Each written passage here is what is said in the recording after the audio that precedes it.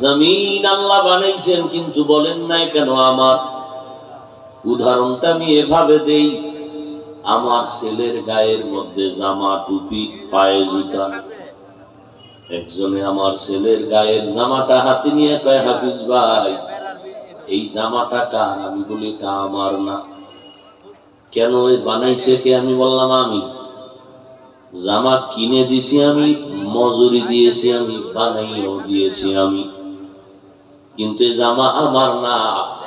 ছেলের গায়ের জামা, পোশাক সব আমি দিয়েছি, কিন্তু বলি এটা আমার না। তো ভাই ছেলেটা কার? তখন বলি ছেলে আমার। আমার টাকা দিয়ে জামা বানাইলাম, সন্তানের পরনের কাপড় আমি কিনে দিলাম, জুতা কিনে দিলাম, কিন্তু আমার বলি না, ছেলেরে আমার বলি কেন? কারণ হলো জামা আমি বানাইছি, তবে আমার জন্য বানাই নাই। টুপি আমি দিয়েছি, আমার জন্য কিনি নাই। জুতাও বানাই দিলাম, আমার জন্য বানাই নাই।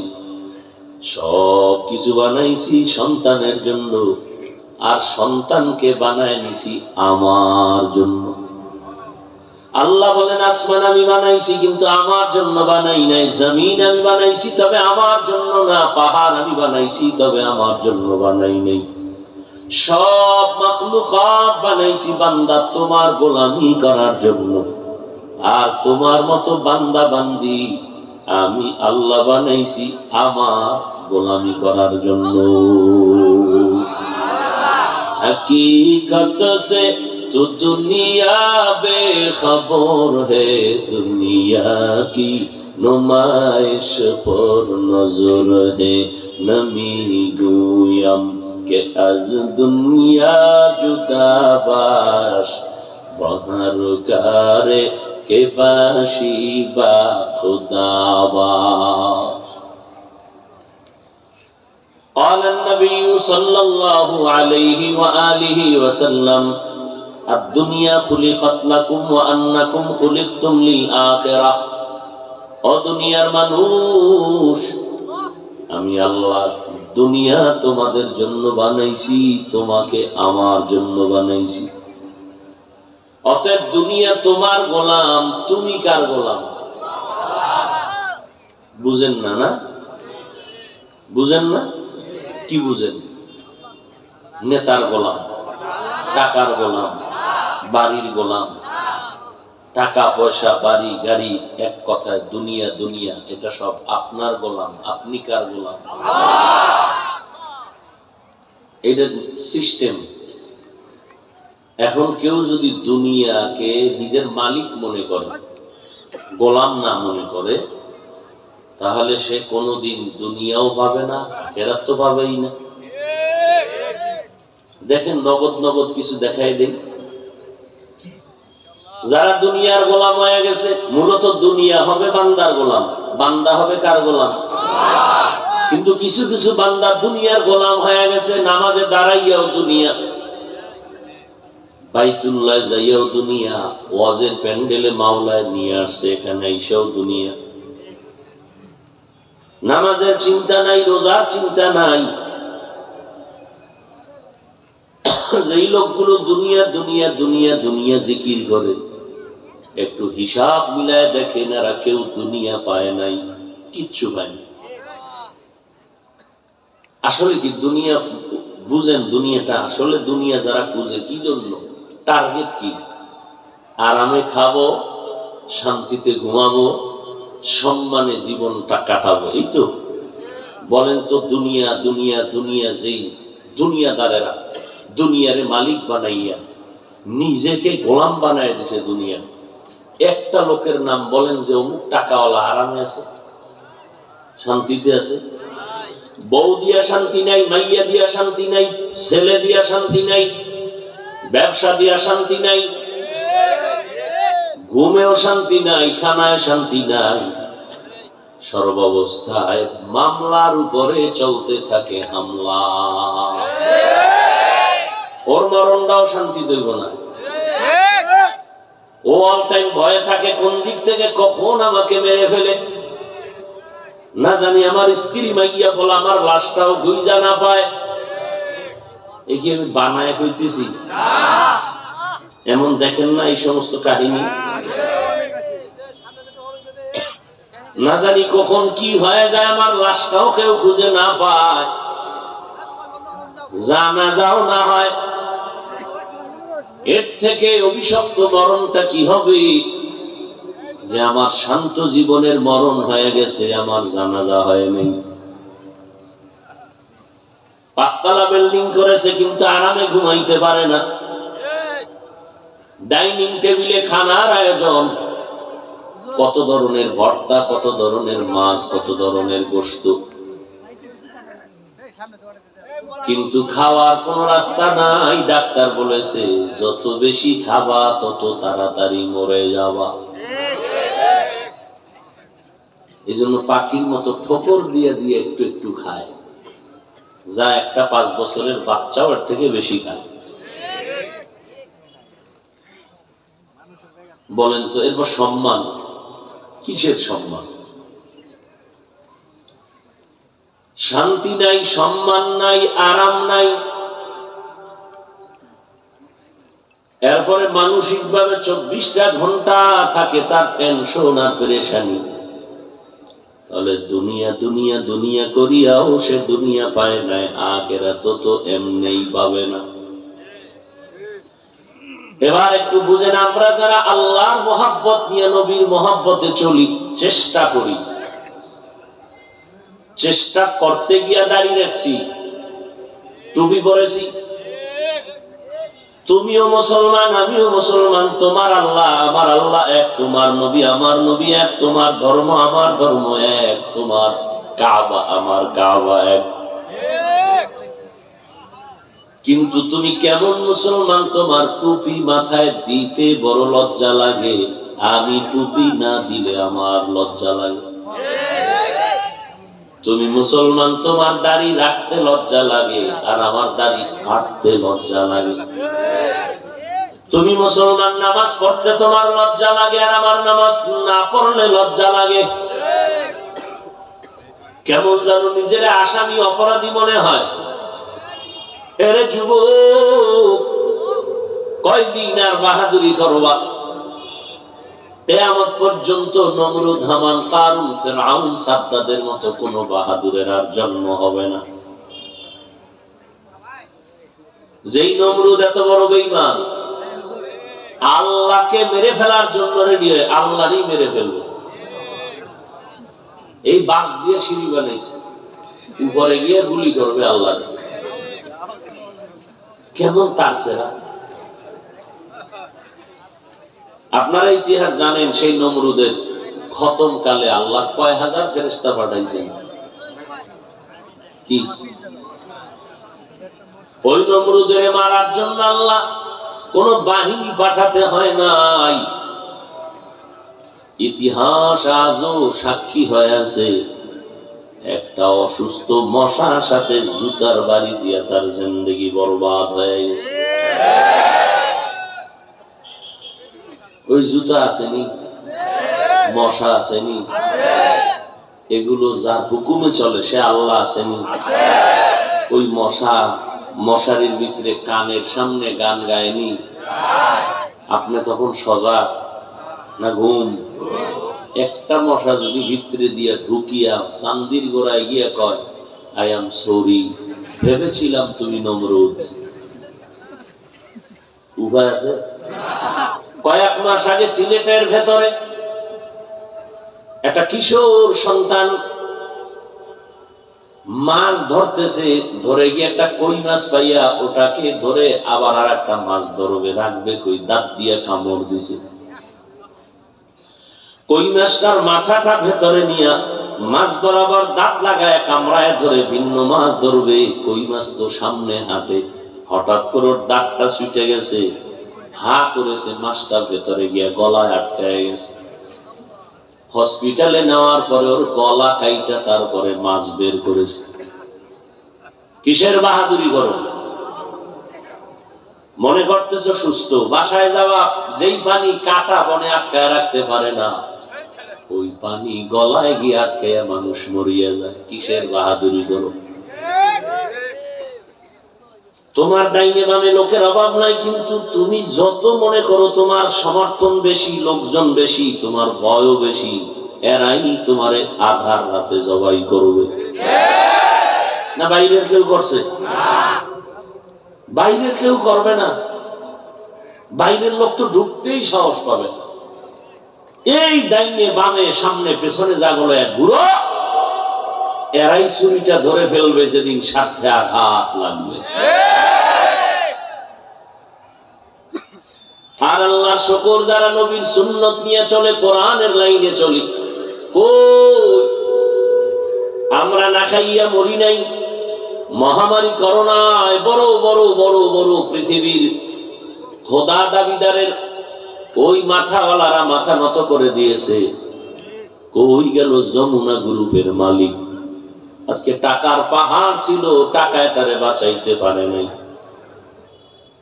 স্কুল বন্ধ, কলেজ বন্ধ, চাকরিজীবীর চাকরি নাই, ব্যবসায়ীর ব্যবসা বন্ধ হয়ে গেল। কিন্তু নজর করে দেখলে বাঙালি যুবক, সোনার বাংলায় একটা কোরআনের মাদ্রাসাও বন্ধ হয় নাই। মহামারী করোনায় কত শিক্ষক রিক্সা নিয়ে রাস্তায় নেমে গেছে, করোনায় বাসে না খাইবে কি?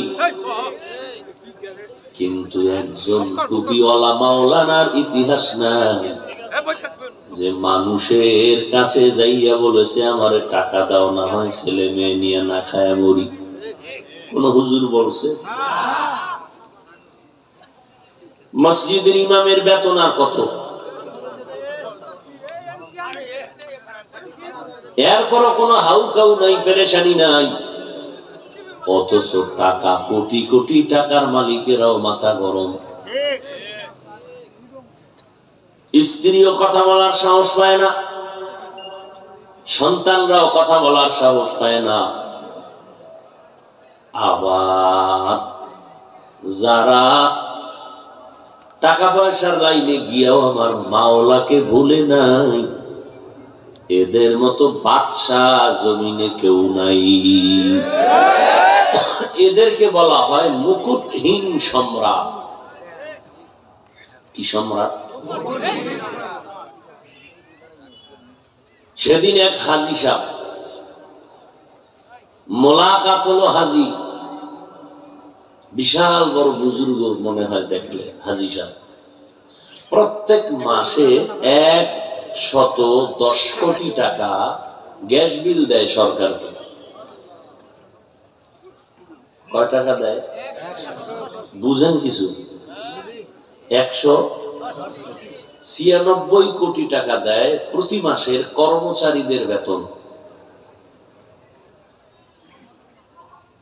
বিশাল পাগড়ি লাগানো, লম্বা জামা পরা। একটা টাকা তার রুজি রোজগারের মধ্যে ডান বাম নাই, হারাম নাই। এদেরকে বলে মুকুটহীন সম্রাট। এক ওয়াক্ত নামাজ জামাত ছাড়া পড়ে না।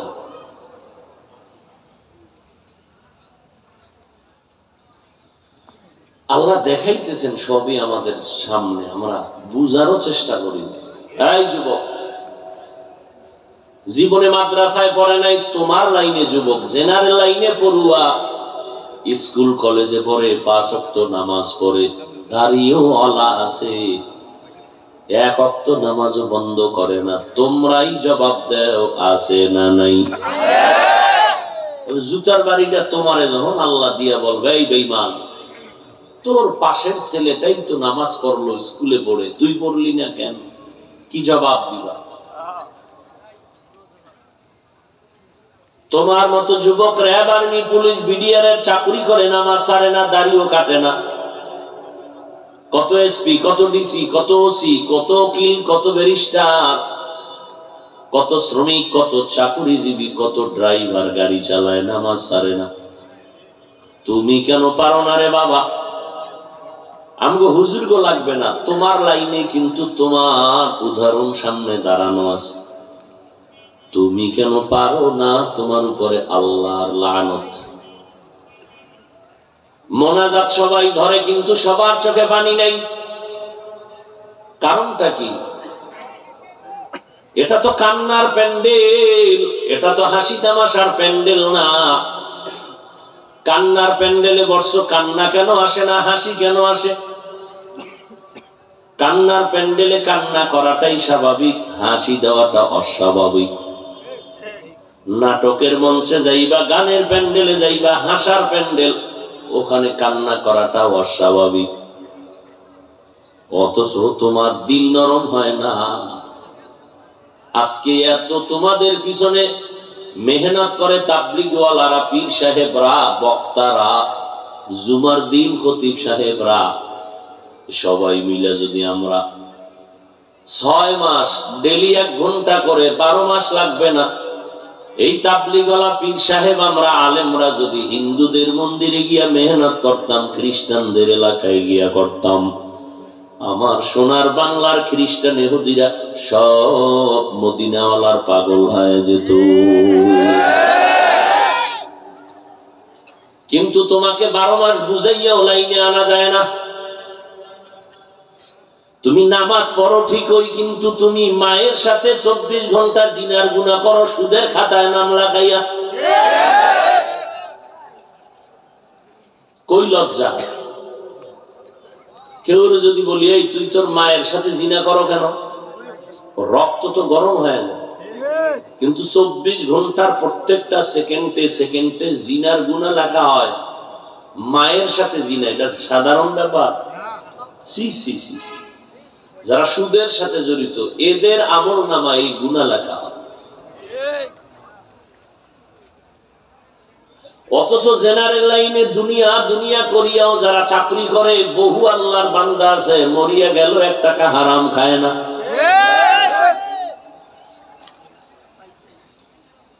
ও যুবক, এত মেহনত তোমাদের পেছনে করা হয়, এই যে আমি তোমাদেরকে এত কষ্টের মধ্যে আসছি, কথা বলতে কষ্ট হয়, একবারও কিন্তু বয়ান করে বলি নাই আমার মতো হইয়া যাও, আমার মতো টুপি লাগাও, দাড়ি রাখো, বড় বুজুর্গ পাগড়ি লাগাও, একবারও বলি নাই। স্কুল কলেজ ছেড়ে দিয়া মাদ্রাসায় আসো, একবারও বলি নাই। বরং আমি তোমাকে আরো সাহস দিয়া গেলাম, স্কুল ছাড়বা না, কলেজ ছাড়বা না, ডাক্তারি পড়া বন্ধ করবা না, ইঞ্জিনিয়ারিং পড়ো বন্ধ করবা না। আমার দেশে ইঞ্জিনিয়ার, ডাক্তার, প্রফেসরের বড় অভাব, আলেমের অভাব নাই। বড় আলেম মাওলানা এত বেশি যে ভণ্ড মৌলবীদের কারণে আহলে হক আলেম খুঁজে বের করা কষ্ট। ঘরে ঘরে ভণ্ড মাওলানা।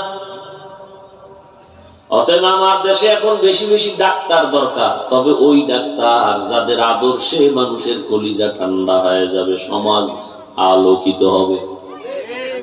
এই যুবকেরা, তুমি তোমার এই সাগর দিঘির যুবক মনে করে বসে থাকবা না, তুমি তোমাকে সাজাও। তুমি দিলকে বড় বানায় সাহস নিয়ে চলো যে আমি শুধু সাগর দিঘির সন্তান না, আমি গোটা দেশের নেতৃত্ব দিব। আমি ডাক্তার হলো, আমি জাতীয় পর্যায়ে শুধু না, আন্তর্জাতিক পর্যায়ে আমি ডাক্তারি করব। ইঞ্জিনিয়ার হলেও শুধু আমি এই এলাকার ইঞ্জিনিয়ার না, আমি আন্তর্জাতিক মানের একজন ইঞ্জিনিয়ার হব। আর সেটা যদি হতেই চাও, তাহলে জবানকে কন্ট্রোল করো, আদর্শ সুন্দর করো, চরিত্র ভালো রাখো। চরিত্র মহামূল্যবান সম্পদ। তোমার প্রত্যেকটা সাবজেক্টের উপরে যদি 100 করে নাম্বার দেয়, কিন্তু যদি জানে তোমার চরিত্র খারাপ, 100 নাম্বারও তোমার কোনোদিন সফলতা আসবে না। সবাই জুতার বাড়ি দিয়ে তাড়ায় দিবে, চরিত্র খারাপ। আর নাম্বার যদি কম পাও, মহামূল্যবান চরিত্র নিয়ে যদি আগাইতে পারো, এক সময় তুমি থাকবা না, গোটা দুনিয়া তোমার পাগল হয়ে দোয়া করবে। কাজী নজরুলের ইতিহাস পড়ো, কত মজা কইরা। রবীন্দ্রনাথের ইতিহাস পড়ো, কত মজা করে। এই কলেজ ভার্সিটিয়ান স্কুলের ছেলে মেয়েরা যাদের লেখা বই পড়া ইংরেজিতে কথা শিখছো, এই লোকগুলো কত আদর্শবান ছিল যে যার কারণে তার লেখা বইটা সব ছেলে মেয়েদের কাছে আপন হয়ে গেছে। তোর মতো মোবাইলে আকাম করলে হইতো নি? এই বেটা, তোর মতো আকাম করলে হইতো নি? তুই সারাটা রাত মোবাইল সামনে নিয়ে, সারা রাত মোবাইল সামনে নিয়ে কবিরা গুনাহ করে কাটাও। তোর চেহারা দিয়ে তাকাইলে মায়া হয় না? তোর চেহারার উজ্জ্বলতা নষ্ট, তোর কিডনি দুর্বল, চোখের পাওয়ার দুর্বল, কান দুর্বল, তোর মাথা ব্যথা বেড়ে গেছে, হার্ট বেড়ে গেছে ব্যথা, লেখাপড়া আগের মতো মনে চায় না, পরীক্ষায় আগের মতো নাম্বার পাও না। তুই এই মোবাইলটারে আপন বানানোর কারণে মায়ের সাথে বেয়াদবি করেছো, বাবার সাথে করেছো, শিক্ষকের সাথে করেছো। তোর কপালে মরার আগে জুতার বাড়ি লিখে রাখ। তুই লেখাপড়া করতে পারবি, তবে তোর দ্বারা উম্মতের কোনো ফায়দা হবে না। যেখানে যাবি সেখানে জুতার বাড়ি খাবি, কারণ মায়ের সাথে বেয়াদবি করবি, শান্তি পাবি? কখনো হতে পারে না। বাবার সাথে বেয়াদবি করে সফল হবি? কখনো সম্ভব না। শিক্ষকের সাথে বেয়াদবি করে সফলতা অর্জন করবি? খোদার কসম কোনোদিন হবে না। কয়েকদিন আগে শুনলাম এক ছাত্র নাকি শিক্ষকের গায়ে হাত তুলেছে। লিখে রাখ, তুই মরার আগে বিছানায় পঙ্গু হইয়া কান্না করে করে মরবি। মরার আগেই তোর মরণ। অর্থাৎ তোর পাও থাকতে তুই চলতে পারবি না, জবান থাকতে কথা বলতে পারবি না, তোর হাত থাকতে হাত দিয়ে কোনো কাজ করতে পারবি না। মরার আগে মরবি। মেজাজ দেখানোর জায়গা পাও না, শিক্ষকের সাথে মেজাজ দেখাও না। মেজাজটা দেখাও মায়ের সাথে আর বাবার সাথে। এই কত যুবকরা ক্লাস 8-এ পড়ে, 9-এ পড়ে, বাসায় গিয়ে প্যান্ট শার্ট খুইলা মায়েরে দিয়ে, তোর মা চাকরানি ধুইয়া রাখবে।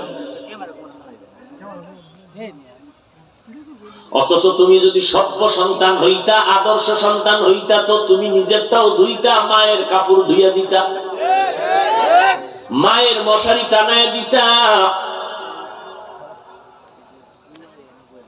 কই আদর্শ কোথায় গেল?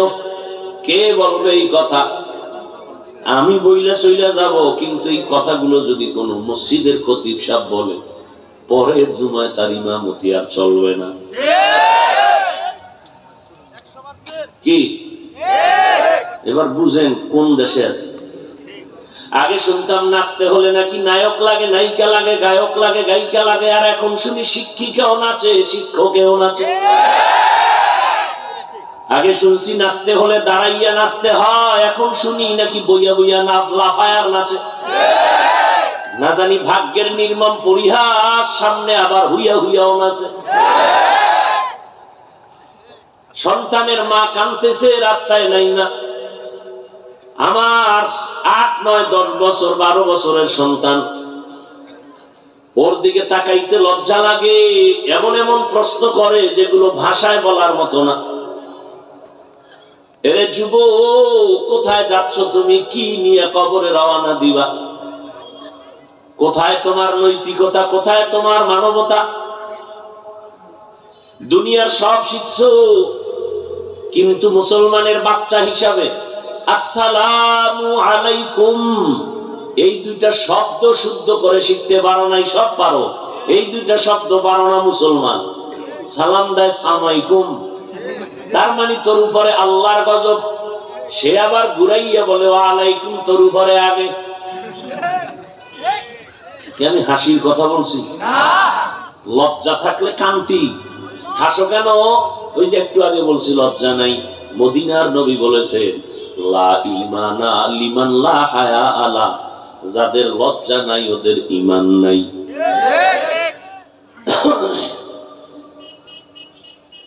কত মা বাবার ওই বাচ্চাদের হাতে মোবাইল দিয়ে পাঠায় দিছে, ছুরি দিয়ে গলা কাটা, ডাইরেক্ট, আর এই জবাই হলো ইনডাইরেক্ট। সেদিন এক বন্ধু শিক্ষিত, গুলশান এলাকার মাদ্রাসায় আছে, আপন মানুষ, কথায় কথায় এক পর্যায়ে আমার বাসায় যাবেন? আমি বলে যাব। কিন্তু কথায় কথায় বলে এত গাঢ় করলেন, কয় না আমি দাওয়াত দিনে আমার বাচ্চার মা দিছে যেতে হবে। আমি বললাম বাচ্চার মা দিছে কেন? বলে আমার বাচ্চাটা একটু অসুস্থ। আমি বললাম কি অসুস্থ?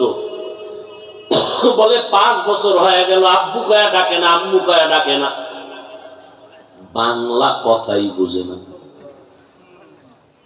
বাংলা বলতেও পারে না, বুঝেও না। কি আকাম করছেন মোবাইল দিয়া? কাহা হুজুর মোবাইল দিয়া? সন্তান অল টাইম মোবাইল নিয়ে থাকে, মাঝে মাঝে ডেডি বলে, আব্বু বলে না, আম্মু বলে না, বাংলা কোনো কথাই বুঝে না, কইতেও পারে।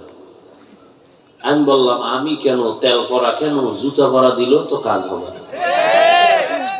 আপনারা খুব খুশি না? আমি খুব হাসির কথা বলছি না? ঘরে ঘরে সন্তানকে মা বাবা পঙ্গু বানাইতেছেন, মা বাপ নিজে সন্তানকে পঙ্গু বানাচ্ছে গজবের মোবাইল দিয়ে। এরা বলে মা বাপ, তোমার সন্তান জন্ম দিতে হয়েছিল কে? সন্তানের হক আদায় করতে পারো না, কে বলেছিল তোমাকে? স্ত্রীর হক আদায় করতে পারবা না, কে বলেছে তোমাকে বিয়া করতে?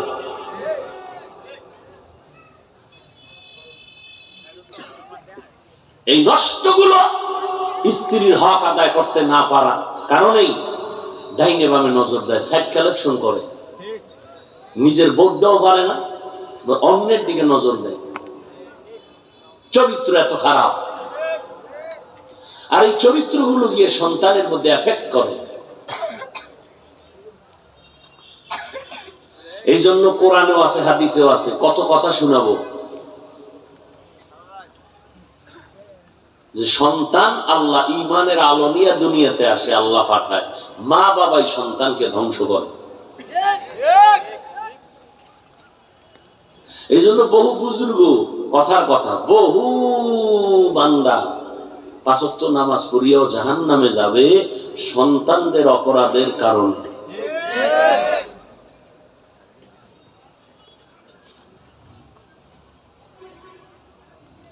যুবকেরা সারা রাত মোবাইল চালাও, জিব্রাইল আয়া নিষেধ করলেও ফিরবে না। ও মা ছাড়তে রাজি, বাপ ছাড়তে রাজি, মোবাইল ছাড়তে রাজি না। তো মোবাইল যেহেতু চালাও, কিছু জ্ঞান অর্জন করতে পারো না? এই যুবক, কিছু জ্ঞান অর্জন করতে পারো না? এই যে মাঠে বসে আছো তোমরা, যুবকদেরকে বলছি, এই মাঠে